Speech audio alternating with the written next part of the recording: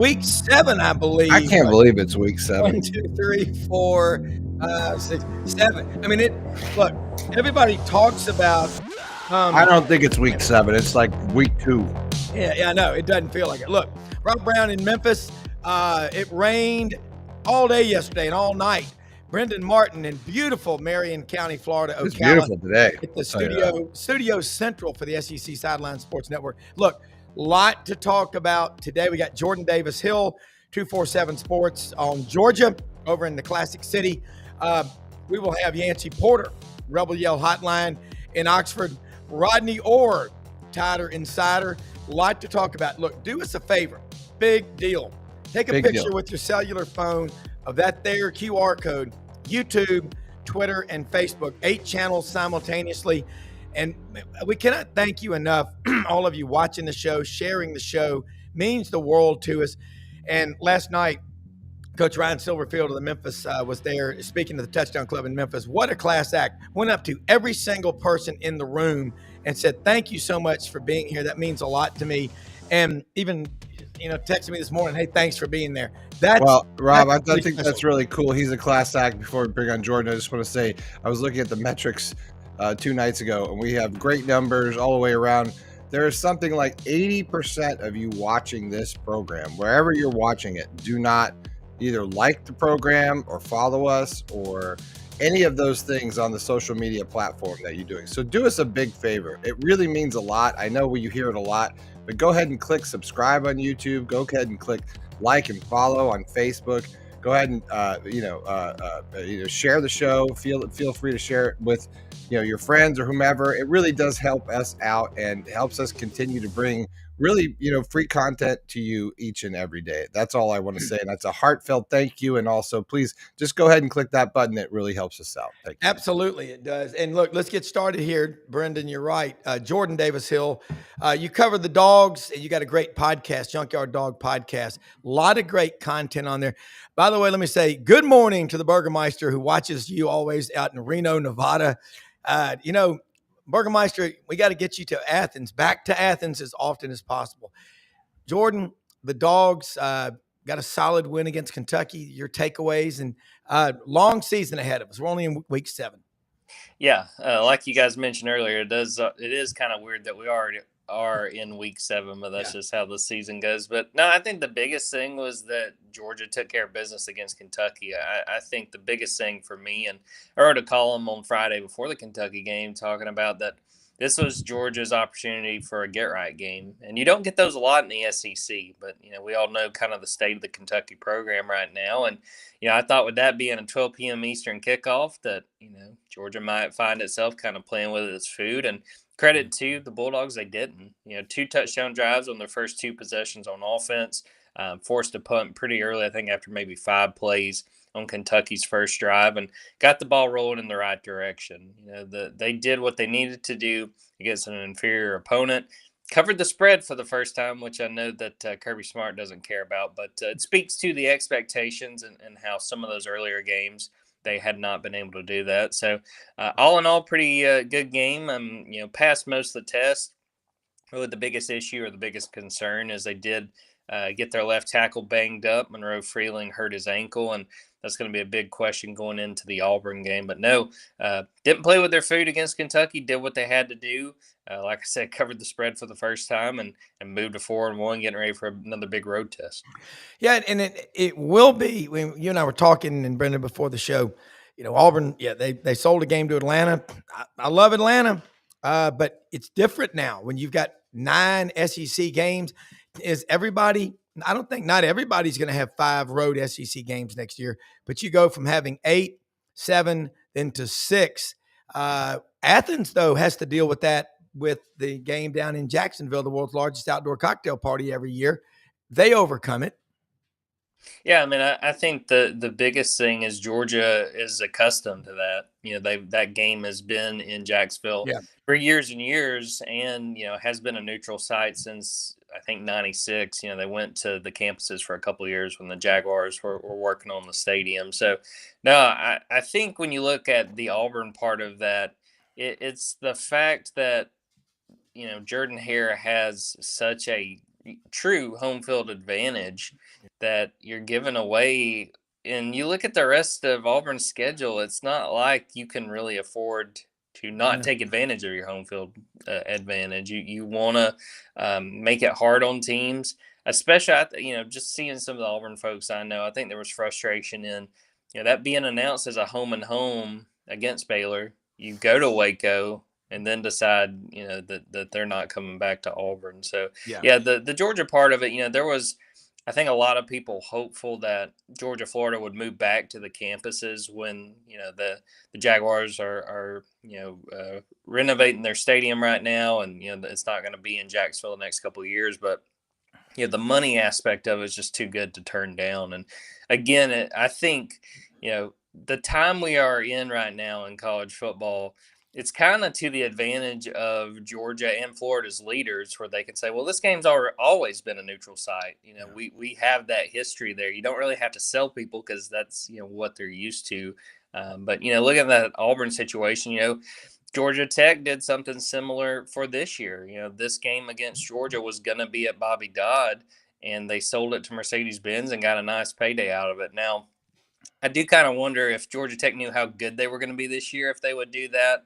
But at the same time, and I don't mean this disrespectful to Georgia Tech, when those games are in Atlanta, I mean, there's probably 60, 70% Georgia fans. So I think, they made that calculation. We might as well get paid for this. Not exactly a one-to-one with the Auburn situation. Yeah, and looking at Georgia now, that's a great take. Coming into this game, it's really different. I mean, everybody, we're used to that game in mid-November, Auburn, Georgia. Auburn plays a lighter opponent than the Iron Bowl. Georgia, Gunnar Stockton, he showed he can move. He's not as fast as Stetson Bennett the fourth, but he just is about as tough as Stetson Bennett is, and he's a little taller. He's one of my favorite players in college football, and you get to be around him. What's he like? To me, he strikes me as kind of like a throwback player. I mean, like a guy you would have Love seen, it. in the 60s and 70s. And I think the biggest thing for Georgia, and he talked about this after the Kentucky game, that he's getting more comfortable, and I think you saw that at times. Now, again, that was a Kentucky team. Their defense is pretty good. It's really more the offense that's the issue. But I thought you saw Gunner a little bit calmer in the pocket. I think you saw him more willing to go through his progressions and not just lock on one guy. Now, he did throw his first pick of the year, and it was very much staring down a receiver, and the safety took advantage. But no, he's a guy that doesn't say very much. If you go read his post game transcripts, you could pretty much text him, and you'd have pretty much all of it covered. He doesn't say a whole lot, but he's a guy that the team rallies around. They love playing for him, and what I think is a real credit to him, and it'll be interesting in some of these big games like this Auburn game 2 weeks from now against Ole Miss at home. He does a very good job of choosing when to leave the pocket and scramble, because he's got that ability. The Georgia's first touchdown against Kentucky, third and probably 5 from the 7. He's looking to throw. Nobody gets open, and then he takes off and makes a great move to get outside, winds up scoring. He's just a heady football player. He's not got the biggest arm. He's not the fastest guy, but he makes plays when Georgia needs it, and they're going to need that again on Saturday night going on the road in a very, very tough place to play. Yeah, and it was interesting, and I think it was Chuck Oliver at the end of last week, so it may have changed. Georgia's front seven had 21 quarterback pressures, the defensive line so far this year, and it was one of the players who had left via the portal from Georgia to go to Missouri. He had 22 himself.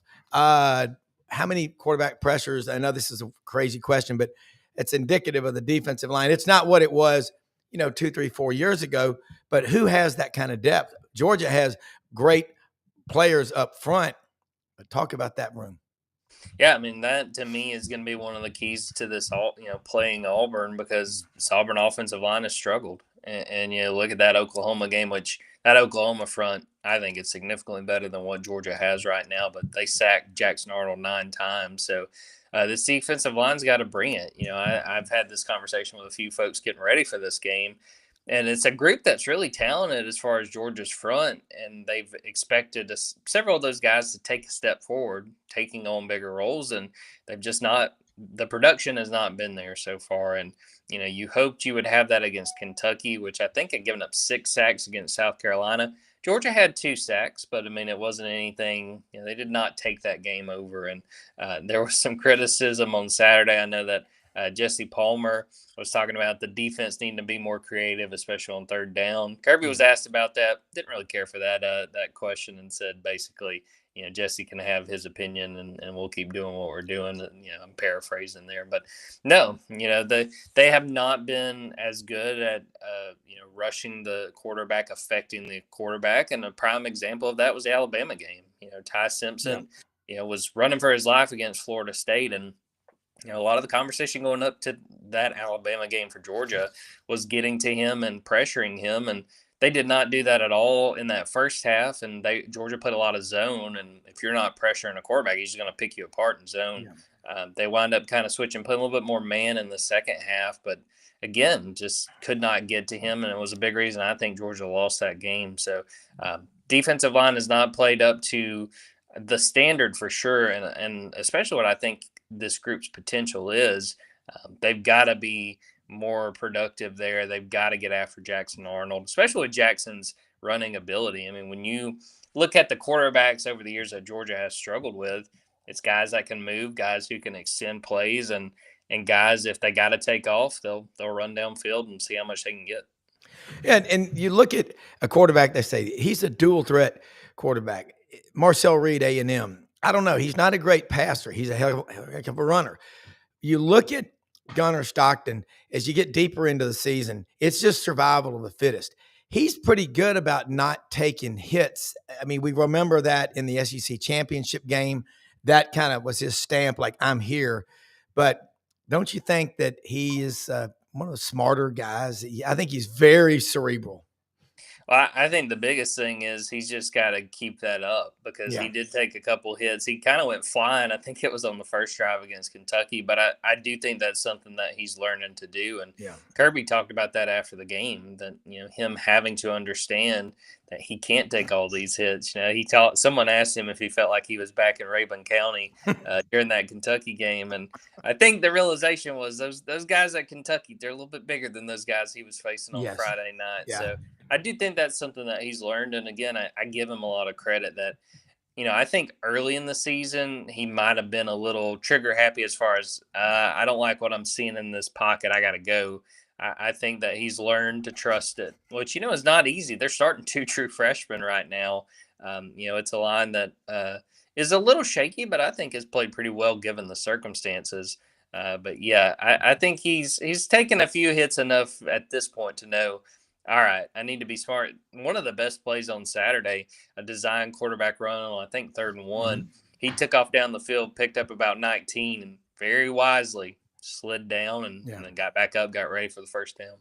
All right, so you look at the matchups on game day. Auburn's defensive front, their front 7, DJ Durkin, he and Boom, Will Muschamp, very close in their style. Who has an advantage there? I think that, Auburn's defense has an opportunity, and that's why I'm fascinated to see how this offensive line stacks up. And again, be watching on Wednesday night when they put out that availability report. They really need Monroe Freeling to be able to go. I think just based on what we saw on Saturday, he will be able to go. He got rolled up on early in that Kentucky game, about 5 minutes into the game, and hurt his ankle. And then you saw him on the sideline. He's really trying to work it, trying to get comfortable with it, and wind up not going. And, Georgia will never admit to this, but I do think there was part of this that was like, look, we're playing Kentucky. Let's not push the issue here. And, having a few days to rehab and recover, I think will be big there. But no, I mean, I think that you look at this game, and if you were to say that Auburn's got a chance to win it, I mean, I think you look to that defense and the way they played. They've done such a good job throughout the season, and that they, especially that Texas A&M game, I mean, gave Auburn an opportunity to win it when the offense just could not move the football. So to me, Georgia's got to be smart, do not turn the ball over. I think this has the potential to be a low-scoring game where the number of possessions really, really matter. Again, the onus is on Georgia's offensive line. Can they run block? I mean, the run game has been phenomenal the last few weeks. Yeah. big part of Georgia's success. If they can do that, and if they can protect Gunner Stockton, then I think Georgia is in a pretty good spot to get out of Jordan-Hare with a win. Yeah, and of course they've won 8 in a row. So, and Auburn's got to believe they can win. Night games, Jordan-Hare, they can be tough, but you got to have some offense. So I want to ask you. Yesterday we had this discussion with the coaches, Ellis Johnson, Pete Cordelli, and then Dave Bartu, College Football Matrix. The lack of balanced teams in the SEC. Your knowledge of this league is extensive. You're among the best. 1 through 16, you look around. Who are the 2 or 3 teams you think really are balanced, legit? I think it's kind of a top-heavy league right now, just because to me, I think it's sort of the NFLification of college football as a whole, but also the SEC.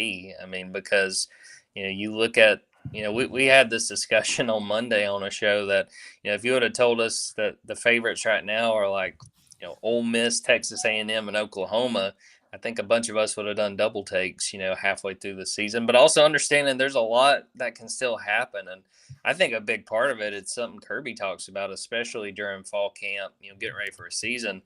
The depth has been spread out. Guys who, Damon Wilson's a good example at Missouri, a guy that by now would have been starting at Georgia, but, had been a second stringer. Yeah. Those guys move on and they go play somewhere else. And it makes for, I think, really compelling games to where, you talk about a decade ago, if we talked about, man, Mississippi State just beat Tennessee, with where those programs were standing going into the season, 10 years ago, you might be like, man, what in the world happened to Tennessee?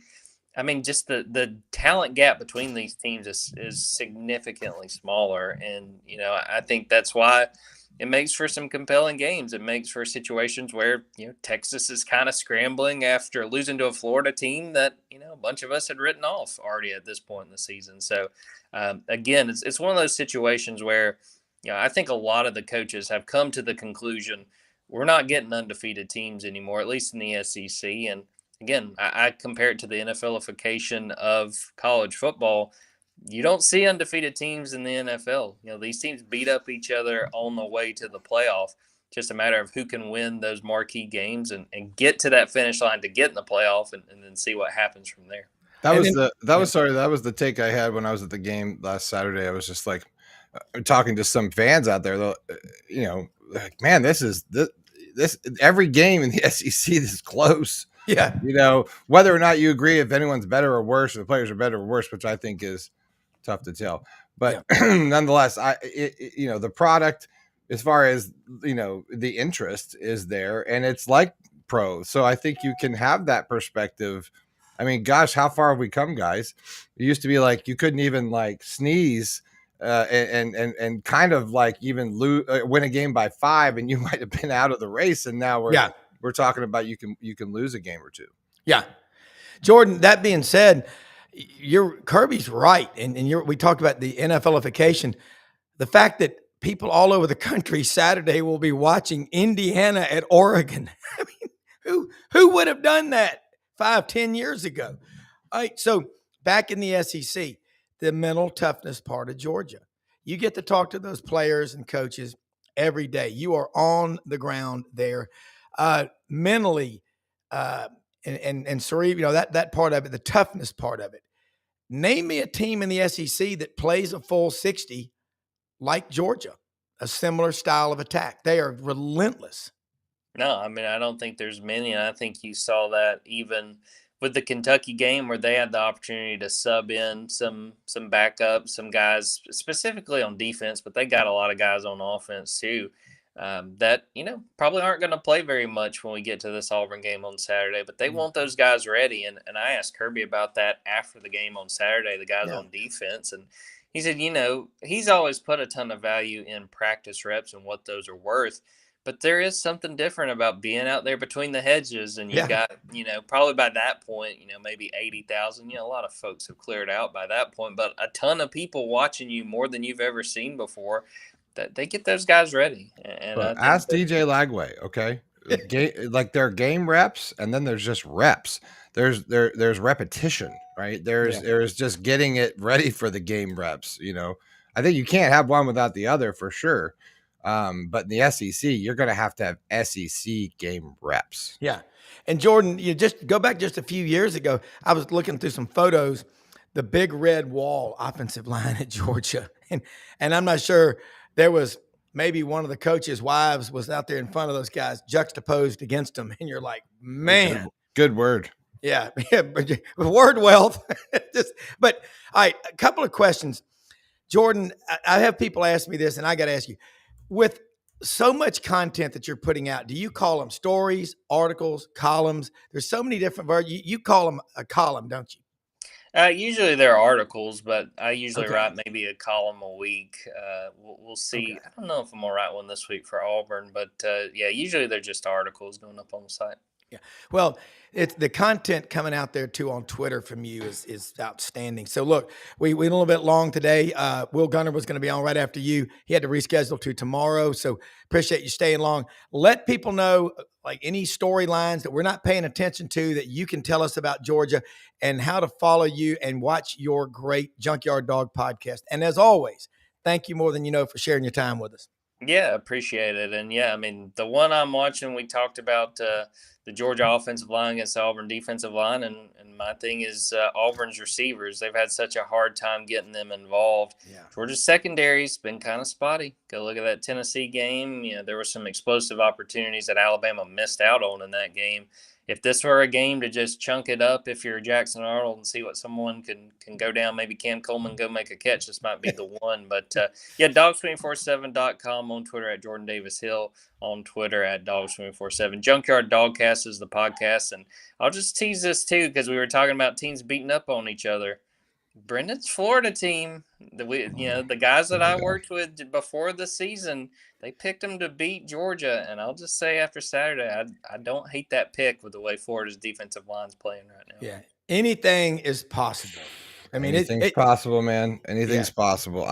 Maybe I'm just a little too jaded, I guess. Yes. I don't know. Like, you tell me, was that just the really clean ending to that game? It didn't feel so clean. All I know is feels a little mismanaged to me.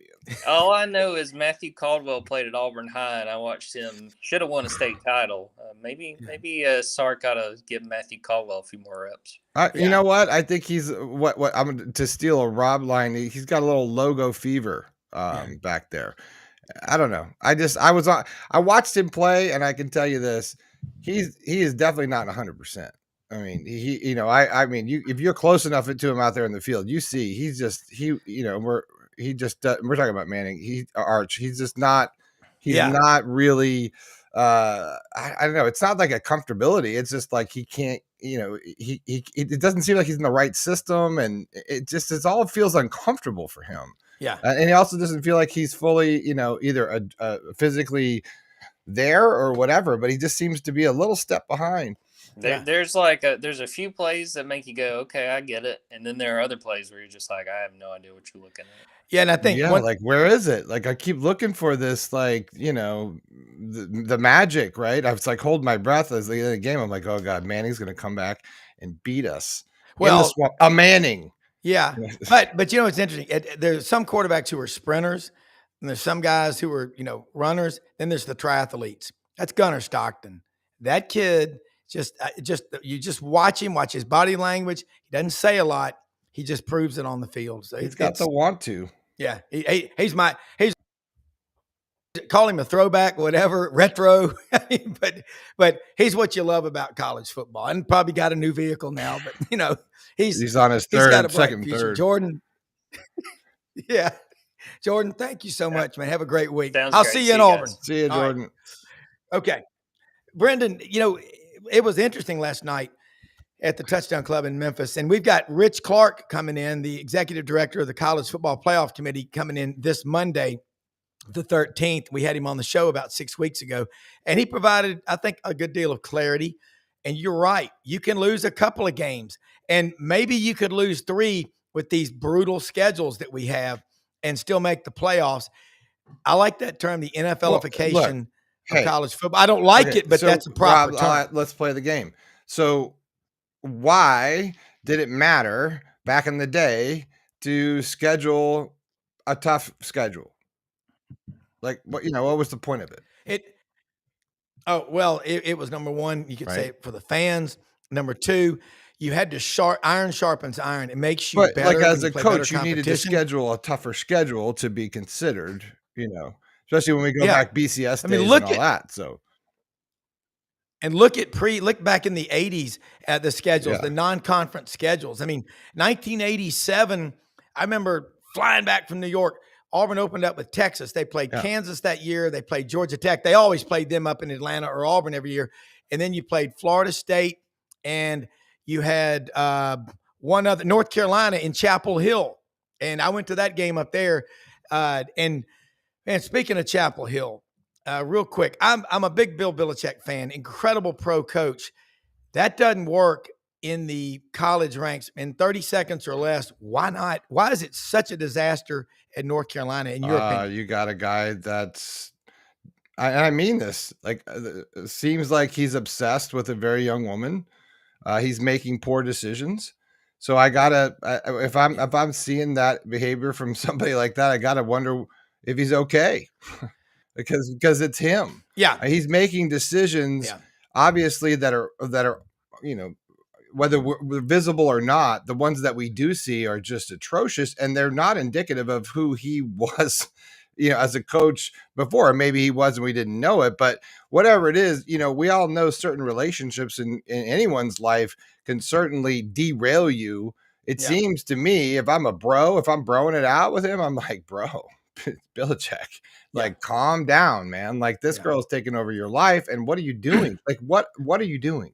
Yeah, and they had a chance to get other coaches, and they lowballed him, I'm told.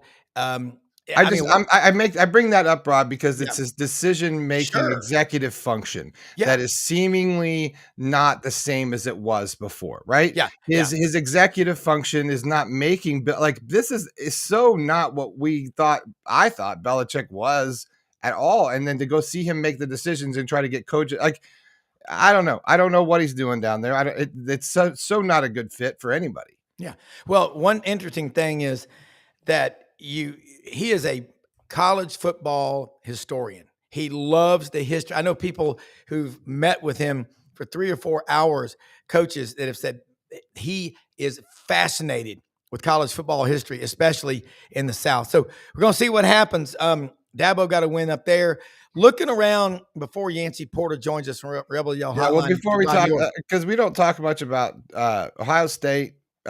Still, are they the best? Do you think they're the best? Well, who have they beaten this year? Because Texas is not that. Who do they beat any year? Yeah, and that's it. So here, look, but the big one, and Dave Bartu will be at that game Saturday.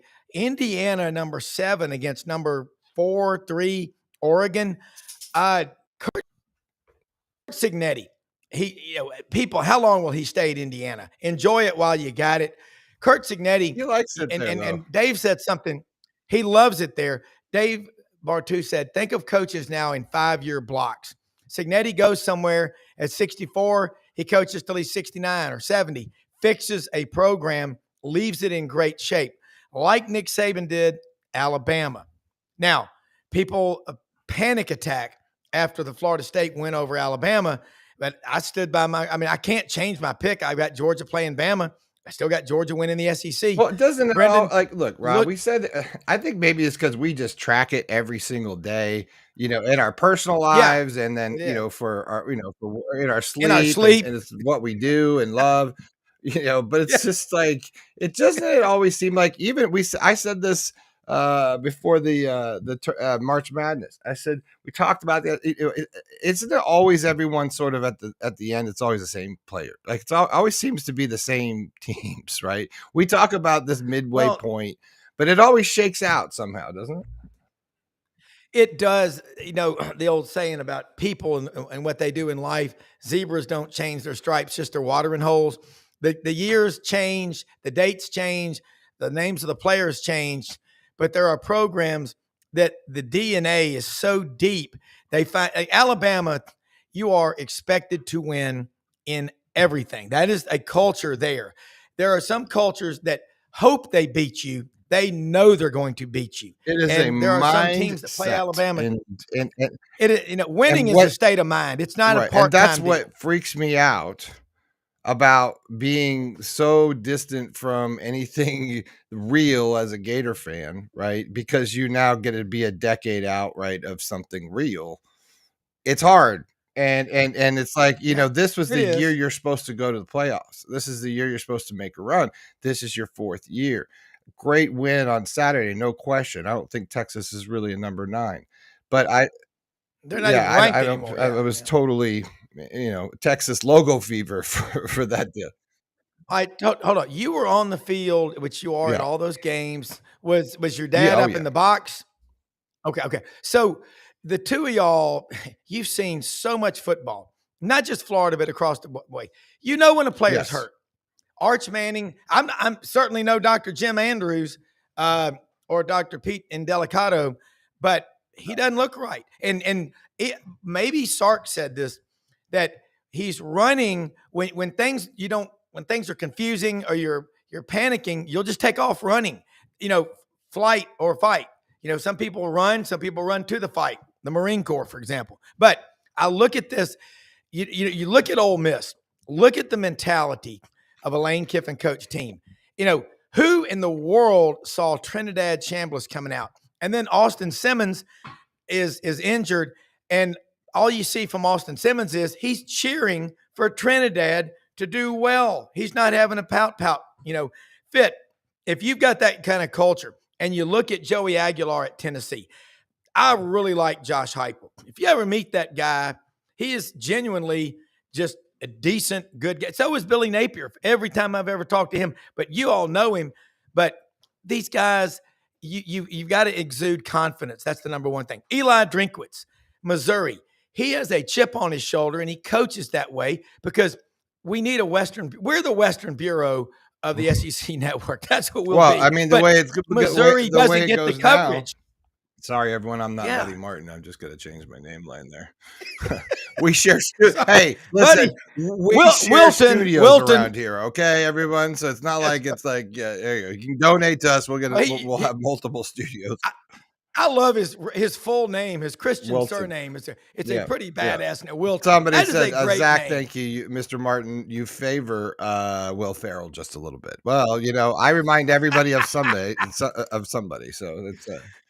I'll take it. Will Ferrell is pretty good. High honor for me. Hey, we could have a segment on the show one time about old Celtic Southern names. My grandfather's name was Greenfield, and his brother's name was Cadwallader. How about that? I mean, they called him Cad and the other one Greeny. I want you to answer this question from Zach and YouTube, and I'm going to bring in Yancy Porter while you do that. Do the Gators have enough talent to take the Aggies out on Saturday night? Rob, that's a very good question. What do you think? Well, they do because Marcel Reed, he's a little bit beat up. And Pete talked about it yesterday. Pete saw him at NBA in Nashville. Of course, Pete's at David Lipscomb. He's a really good runner. But DJ Lagway, the more reps he gets, remember, he's got his repetition is the mother. Got Dallas Wilson now, so he's got his main guy. I mean, God, he's good. That guy's good. Yeah, he is. And so before we go to Yancy, I'll just say this. DJ grew up 30 minutes away from College Station. He is a Gator. The repetition's the mother of all skill. He's getting healthier, and the more he plays, the more the muscle memory this means something coming to back. him? Yeah, I think this game is personal to him. I picked before the season. I said Florida will split the Texas schools. They've already beat one, but they got to make up for the South Florida loss. They got Miami, and then the other one is. I got them losing at Ole Miss later in the season. Ironic that the king of the square of the Grove, Yancy Porter Rebel Yell Hotline, catch it Monday nights at 6 p.m. Central on Sports 56, WHBQ in Memphis. Did you bring Lane? Did you bring Lane with you? Did you bring Lane with us? Is he on the plane ready to come be the head coach of Florida? Because everyone says he's on his way. Just so you know. Does he lament like you and many others the loss of the Beacon? Where do y'all eat now? Bim Bam? Lane's in shape. He probably was not eating at the Beacon too much. That place is for people like me. Well, it's got an M16, a meat and 16 sides. People like us. Yeah, Yancy. the average We're American all guy. the same here. Yancy, all right, No, yeah. go ahead. You were talking about Florida and A&M. I think Florida. I said last week I thought Florida was going to beat Texas, and I think Florida's going to beat A&M. I Well, really I do. don't see A&M being able to get into a track meet. Dallas Wilson, J. Michael Sturdivant, if Jaden Ball's running, when that offense is clicking, the offensive line led by Jake Slaughter out of Marion County, Florida, that, What a great guy. Sorry. Go ahead. Yeah, he really is. Like all American great guy. Yeah, and I talked to him at media days. I'm going to tell you one thing. He's got that deep voice like Hulk Hogan, but he's like Wally Cleaver, great athlete, and the guy that will walk an old lady across He'll the be street. like an inspirational speaker Yeah. after he's done with football. you just That's the get kind of watching. guy he is. Yeah, I like it. So you're looking at Oxford with Ole Miss. Tell us where Trinidad Chambliss is from, because this is one of the best stories in college football. I hate that Austin Simmons got hurt, but he seems to be cheering his teammate, which is really cool. I believe he's from Michigan. He played at a D2 program, and he came in and had a great camp, and a lot of whispers that he was going tit for tat with Simmons, and as we know, Simmons got hurt, and kind of the rest is history. But he's from Pinecrest, Grand Florida. Rapids, Michigan, is where he's from. Is he? Austin is? No, No, no, Trinidad. no, Oh, Trinidad. Trinidad. Trinidad Yeah. Chambliss Okay. is from Grand Rapids, Michigan. Okay. He went to Forest Hill High School, and then he went to Ferris State after that, and played there for 3 or 4 years, and now he's over at Ole Miss. Well, I had been told by a friend of mine, Chris Big Daddy Lynch, that he was from Trinidad and Tobago. So that was not correct. I mean, I really did think he was, because that is one of the coolest names. But man, Well, he might be originally, his bloodline Yeah. from there, but Yeah. he went to high school in Grand Rapids, Michigan. but he's got the coolest name in college football this year. I don't think there's any question. The Coldest Frost was one from a couple of years ago, who did the NIL deal for the local HVAC company. That was pretty cool. All right. So the Rebels, this weekend, you got Washington State coming in. What we do know is they're in Pullman, and everyone looks for a reason to escape from Pullman. Cam Ward transferred to Miami. John Mateer transferred to Oklahoma. How good are the Cougars? Well, I don't think they're very good, but it's all about Ole Miss. Yeah. Continue to play good ball, stay healthy, and it's a grind. I mean, you can play 17-game schedule. They played 5 games. You still got 12 games left. So, it's step by step. Try to go 1-0, as Lane says every week. Well, looking at the defensive front, last year Ole Miss had 8 players drafted. I think that's a school record. And people look at Ole Miss's recruiting and they go, how do they do it? Well, they get the best players in Mississippi, it looks like, the top guys, like Kamara Franklin out of Lake Cormorant, Mississippi. And then what they do in the portal, who is the brains behind this? I know Lane Kiffin gets credit, but there's got to be a team behind him that goes and finds these guys like Trinidad Chambliss. Well, the offensive coordinator, Charlie Rice, he's the one that found him on Twitter, actually. Their backup quarterback, Maddox, a freshman, he got hurt during spring drills, and they were like, that could linger on into the fall, so they needed a backup. And they found him, during the late portal window, and he showed up this summer, and kind of the rest is history. But, as far as the evaluations and trying to find people in the portal, I mean, it's a team effort. But Billy Glasgow's the general manager, and he kind of heads up that team. All right, so you look at you said something interesting there, and I was having this conversation because I'm doing some research on the old bag money stories, Yancy. Yeah. And as you kind of get modern, if you timeline it, one specific timeline was the introduction of Twitter, and how that affected recruiting and outside sources contacting said recruits, and how people were recruiting. It's sort of an interesting. You just sparked me because he said you found him on Twitter. That's definitely part of the modern day storyline.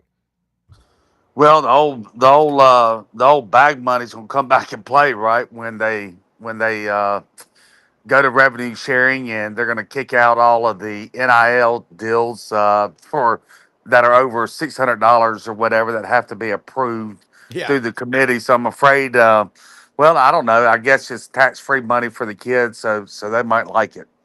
Well, yeah, and I'm wondering when we're going to have the first IRS nightmare with some kid on the NIL. I'll never forget, a friend of mine who works with a collective told me they had a kid say, "Why do I have to pay taxes on the money? I've already spent it." I mean, wow. I mean, Yeah. you know, Well, we've You seen know, some it should. stuff with gambling already with Yeah. LSU kid, and that's hey, that's good Well, part it of the should deal. be with all of the NIL deals. They should be withholding tax money from them before Yeah. they even get their first dollar. That's the way it should be set up. I don't think it's a universal policy that way. I think some do it that way. Some schools don't do it that way, but that they need to implement that because you are going to see a lot of kids that are going to be in a lot of trouble with the IRS. Yeah, they I, better be paying attention and put, like, all the wealthy clients I've ever worked with do the quarterlies. And that's January 15th, April 15th, July 15th, and October 15th. You better stay on top of it. And if you're a wage employee or a 1099, you better keep up. It's just, there's going to be a guy that's held out. He's ineligible to play because he didn't do his homework and he's in timeout. It's going to be a mess. those days are over. You don't have to pass classes anymore. Yeah, I know. Yancy, have we had a spotting of any student athletes going to class on campus, or is it all done online? Well, it's kind of funny. You never hear about players being academically ineligible anymore, do you? No. It just Because it doesn't have. they pay for it themselves now. So it's Well, I think the academic support staff is just so in depth now that they get more help than anybody could possibly need. online too, right? Like that kind of makes it a little easier to achieve. Yeah, that's true. Yance, I'm wearing this shirt today. I got it at Hewlett and Dunn on the historic square in Collierville, Tennessee yesterday. Gentile from Oxford, Mississippi. Wow, Man, we're wearing the same colors, Rob. yeah, we are. Rob, you look so dashing in your teal genteel. This the color of my eyes. It is so soft. I mean, it's like made out of cashmere. And I think about genteel, gorgeous southern town hospitality, Oxford, Mississippi. Yancy, looking at the schedule, and Rodney Orr will join us here in just a minute. Looking at the SEC right now, Ole Miss is number 4 in the country. That's the highest ranking they had since back in 2008. I think they played on a Thursday night at South Carolina. Yeah, South Carolina got beat. And we all remember that. But 3 of the last 4 years, Ole Miss has finished in the top 12. That's only the 4th time it's happened in the last 60 some odd years. The expectations at Ole Miss, I mean, I've been to a lot of games down there. My friends, Grant, Bobby, we had a great party in the Grove. I'm not hearing about the parties in the Grove like I used to. I'm hearing about the game in the vault. That's a change in the mentality. And they're putting 60,000 plus in every game.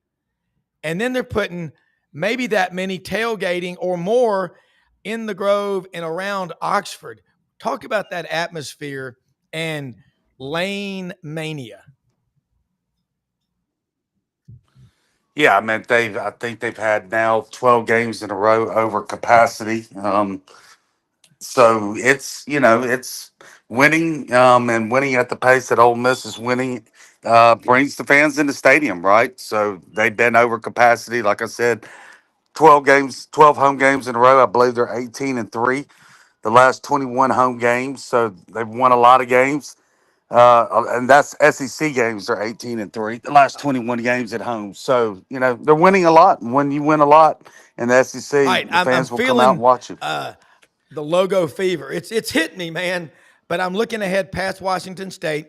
I believe you will beat the Cougars at Georgia, at Oklahoma.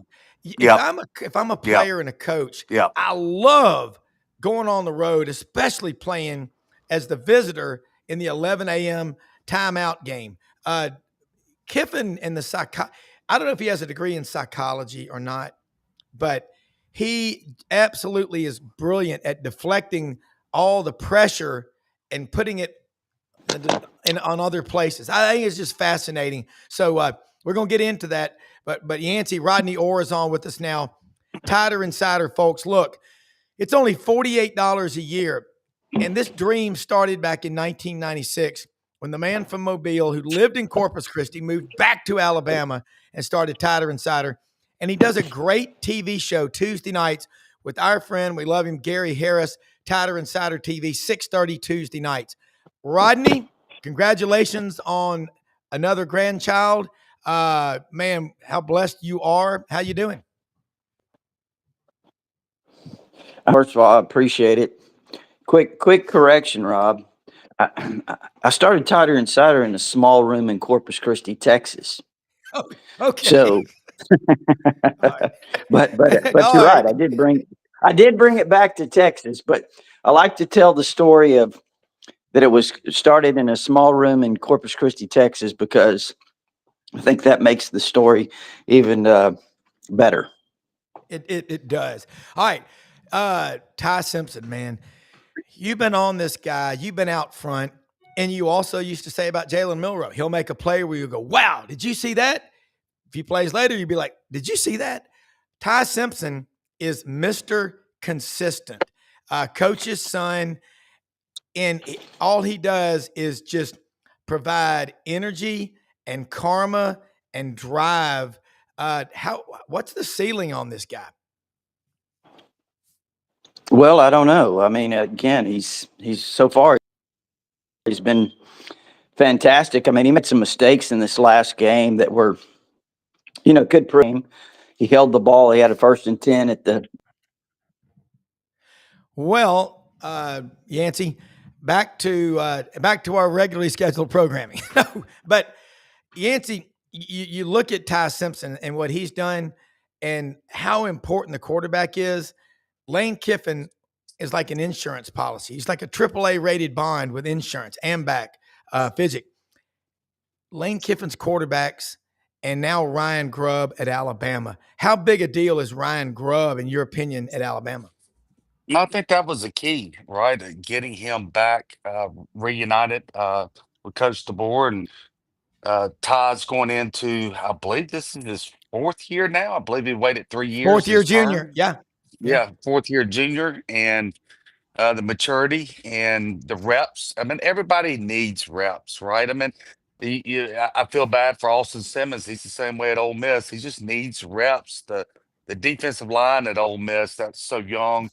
When 7 of the 9 guys in the rotation are either in their 1st or 2nd year, they needed reps, and they're getting better and better now. They're very talented. And Ty needed reps, and getting Grubb over there with the board back united with him. And he's playing at a very high level right now. Yeah, it's fun to watch. Rodney, you're back with us talking about Ty Simpson, your takeaways from his progress from the Florida State game. I'll never forget, he never stopped. A couple other times when he could have just thrown it away.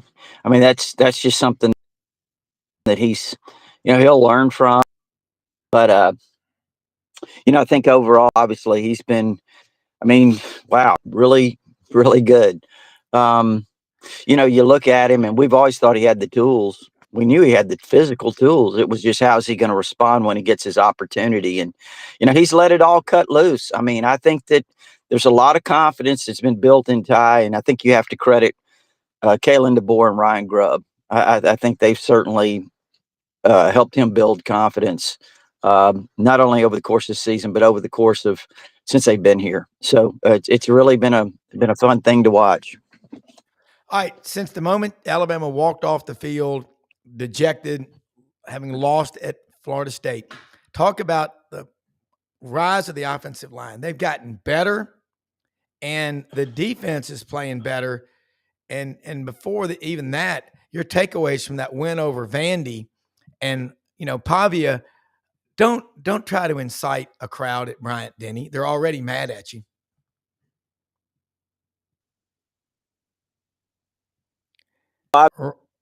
obviously Alabama started a little.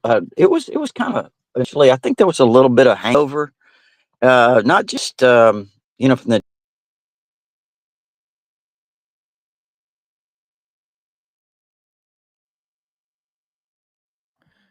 Yeah, Rodney. Okay, Rodney. Yancy, I think we're having some issues on there, but Rodney, are you back with us? Yeah. I thought Well, I was. Yancy. Yeah, we got you back now. Yeah, keep going, Rod. I never knew I left. I never knew I left. Oh, Can yeah. you hear me? Yeah, we got you now. Okay. So no, I mean I just I can't even remember where I was. But again, the Vandy game, Alabama responded after getting down. I thought the drive right before halftime was huge that tied the game at 14. Right after Vanderbilt had scored with under 2 minutes left. To be able to drive that ball down in a minute and 11. Hey, did you know that Ty Simpson has entered 2-minute drives before the half in every game since Florida State for touchdowns? Did you know that? That I did not Yeah, know the that. Am I ones with you? the ones against Georgia and Vandy. Yeah. The We're touchdowns for huge. Yeah. Georgia and Vandy were huge, right? I mean, huge. And then, Yep. Vandy's quarterback turning it over there while they were up 7-0, about to go up 14-0. I thought that was kind of the turning point of the game. Yeah, and it was, and guys, a quarterback like Ty Simpson, he's a coach's son. It's so important that the game slows down for him because everybody talks about how fast and the speed and everything like that. Yancey, I just look at Ryan Grubb, this offense compared to last year. I also think that Jalen Milroe's not the kind of quarterback that Kalen DeBoer really wants to run his offense, but he kept him just to keep the locker room together for continuity, and that happens a lot in your first year as a coach. And I hope Rodney can come back on with us. Rodney, talk about the progress of the defense. Alabama's defense. There's no shortage of talent, but the way that they're playing right now, it's a lot better. And again, fans always overreact, but the rise, Kane Womack's defense, it's an impressive story right there.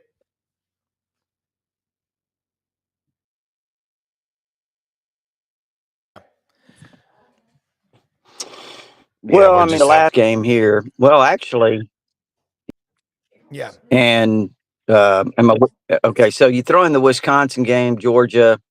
This game, I think Alabama's given up 14 points in the second half. Yeah.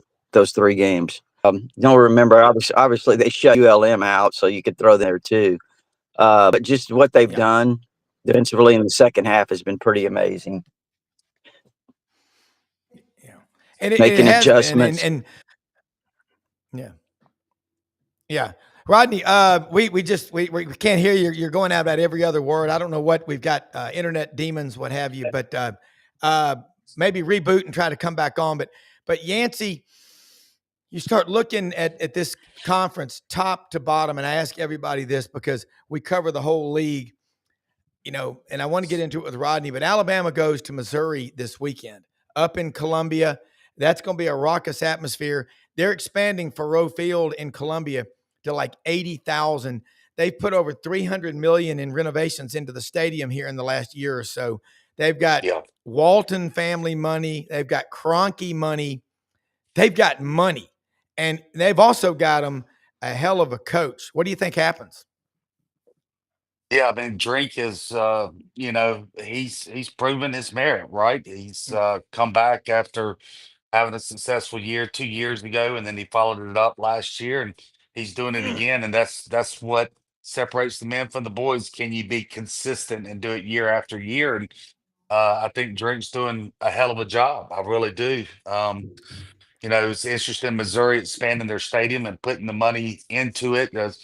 Ole Miss was going to do that, but decided to go the NIL Yeah. route when they were going to put 350 million into their stadium, and they're going to get back to it, I think, in a year or two, and go ahead and go forward with that. But now that the pictures become clear what you do with the NIL, and now you're going to have revenue sharing, And so I think you'll start seeing programs get back into the arms race, so to speak, with their facilities. I know Florida's also moving forward with their, I don't know, refurbish or expansion, whatever you want to call it. Yeah. So, that's good because the fans deserve that, right? Yeah. And there's a lot of old, dated stadiums, including Ole Miss's, including Florida's, that really need that. So, I'm glad that the fans will start getting, paid back for the money that they're putting into the programs.